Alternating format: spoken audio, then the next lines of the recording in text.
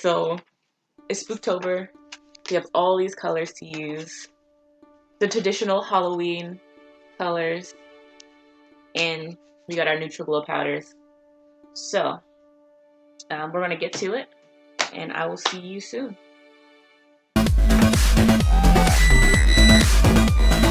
So it's Spooktober. We have all these colors to use. The traditional Halloween colors. And we got our neutral glow powders. So we're going to get to it. And I will see you soon. So I actually turned off the video so you guys didn't have to watch me open the box. But then I remembered, like, when people do unboxing videos, they probably actually show you opening the box. So just watch me open the box, I guess. I'm not going to talk about anything cool because the mic will probably get messed up from all the noise of the packaging.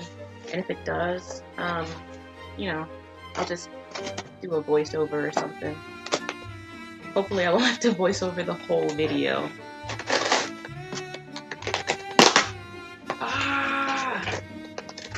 I am the Hulk!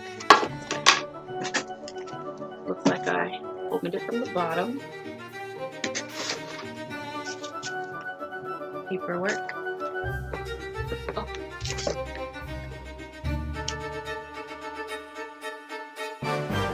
Art and Glow, casting resins, epoxy resin. You can read the label for yourself. The back of it gives you information on how to use it as well.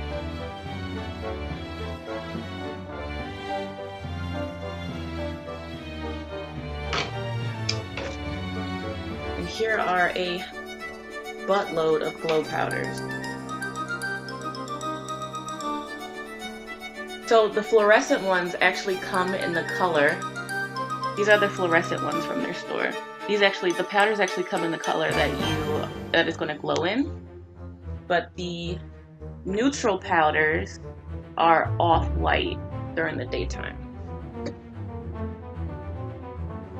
So here's a fluorescent green, fluorescent purple, and what I went to their shop for, fluorescent glowing aqua. And if you check on, it's off-white. It looks a little yellowy. If you just look at it in person. On camera, it looks perfectly white, but it's a little off-white. So if you look on the Wikipedia, you look about how the color spectrum works with the strontium aluminate glow powders, you'll see that the aqua color supposedly glows the longest, and the green colors glow the brightest. So I went for the aqua because, you know, I'm doing fangs. These are going to be in people's mouths. They might not think, you know, to charge it as often as I would like them to. Because people don't always follow instructions. People don't always read instructions. So, I'll lay these out so you can look at them.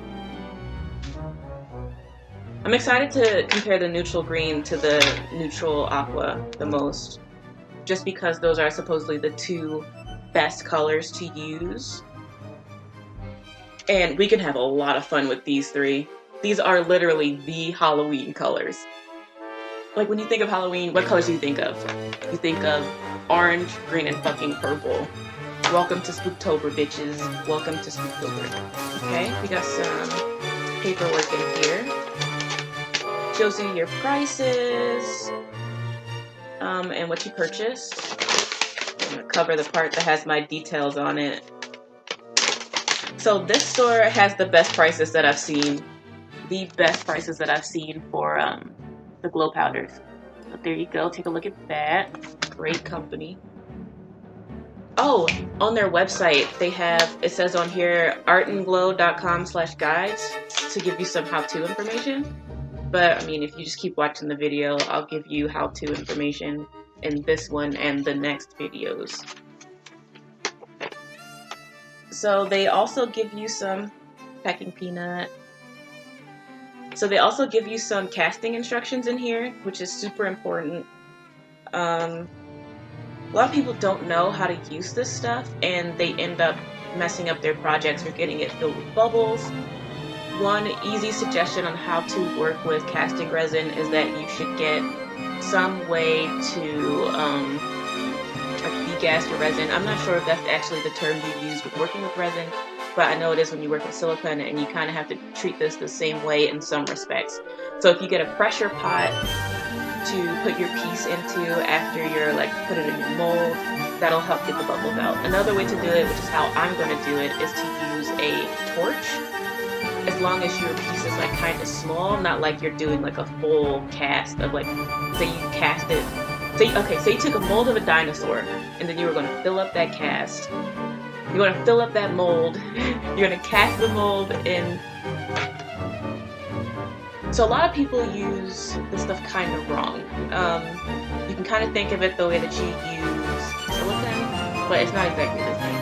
So you'll need, for example, a pressure pot to decast the resin when it's in your mold. To degas the resin, sorry, I don't know if that's correct. And I'm not even sure if that's actually the correct term to use, because I know it is for silicone, but this is resin, totally different product.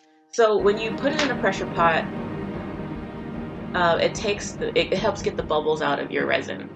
Another way to do that, which is cheaper and I think a lot easier as long as you're not a clumsy person or a safety hazard kind of guy, is to get a small kitchen torch. You can get them on Amazon for $12. I think it's the cheapest one.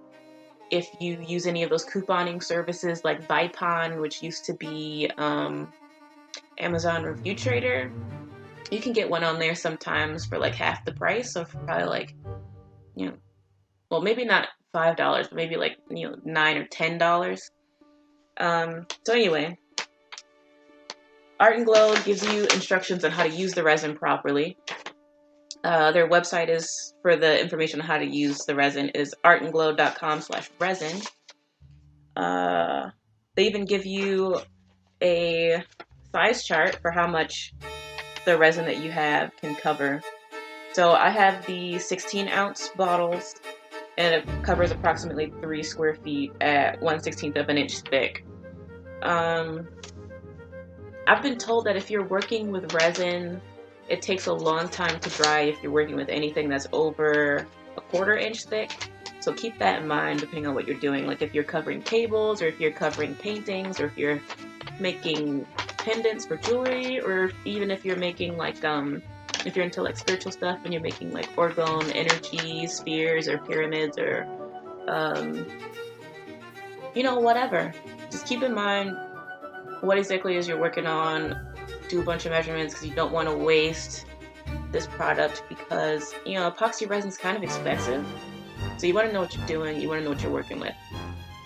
So this is just an introduction to their products. Oh, also, on the packages for the glow powder, there are instructions on how to use them.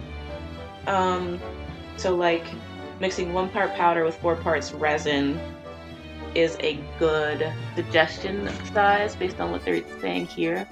So I've seen some people work with glow powders using acrylics, and those people typically use 50-50 ratio, 50 acrylic powder versus 50 of the glow powder. But I've seen a chart that said you can use a ratio of anywhere between 10 to 50% glow powder, and then the rest being your acrylic powder base. I think I'm gonna try those out myself just to see how they work, and do maybe 1 tooth in each gradient of glow powder amount being added, just to see where a good medium is for how to work with this stuff. So yeah, I'm mainly going to do the teeth in these 2 colors, the neutral aqua and the neutral aqua and neutral green. But you can do a lot of cool shit with these ones. I think I'm going to use these mostly for jewelry and just things around the house. There's so much you could do with this, especially with the neutral powders, because if you have any white surface and you want to like maybe leave a message or like make a sign in your house, so like maybe you have kids or something, or you like walking around your house at night in the dark, you can have something to help guide you. There's even people that make like pebbles and stones, which is something I'll show you how to do as well. Make pebbles and stones for their garden, and they can line their pathways with that, and I think that's really neat too. There are ways to make glow paint. I don't happen to have any clear gel medium on hand.